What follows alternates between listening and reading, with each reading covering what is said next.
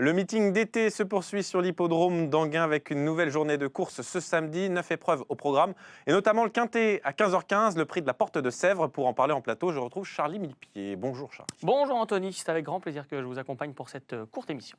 Plaisir partagé. Parlons de cette épreuve réservée à des concurrents, des vieux chevaux, des concurrents français notamment, des 9 et 10 ans. Ils n'ont pas gagné la somme de 185 000 €. Il n'y a pas énormément de quintés à se mettre sous la dent pour ces chevaux-là, donc on peut penser que beaucoup auront le couteau entre les dents. D'ailleurs, ils sont très nombreux à être déférés ou plaqués. Tous au même poteau, 2875 mètres, le départ va avoir une grande importance. Mais il n'y a pas forcément de grands favoris qui se détachent. Ici, regardons les concurrents au départ de cette épreuve avec un cheval quand même que vous aimez bien dans le haut du tableau, mais qui doit rassurer.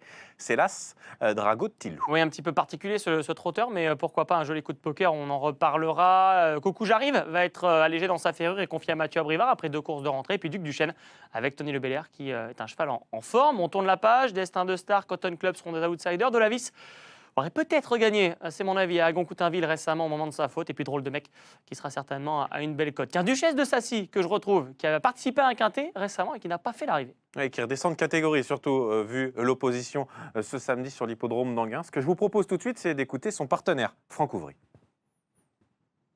C'est plus à sa portée, puis il ne faut pas trop tenir compte de ses dernières valeurs, donc il faut la mettre dans le cadet.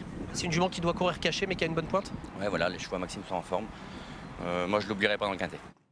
Vous n'allez pas l'oublier dans le quintet? Rassurez-moi, Charlie. Réponse imminente. Réponse imminente, le suspense. Et là, nous avons Diongta associé avec Raffin qui revient en France après notamment une victoire en Corse. Et puis on va voir dans la dernière partie de tableau les concurrents les plus riches avec notamment Cynthia qui reste sur la bagatelle de 2 victoires. Oui, c'est la grande forme pour Cynthia qui quitte Marseille pour attaquer la capitale. Et puis Dorum Bim, le numéro 16, Alexandre Abrivard, un cheval en grande forme qui sera très certainement très joué. Ouais, parfaitement engagé à seulement 80 € du plafond des gains. On regarde maintenant votre sélection, cher Charlie. Oui, c'est pas 80 €, mon ticket, vous verrez, c'est bien moins cher que ça. 10,50 € avec une espérance de gain qui va dans les milliers. Infini, exactement.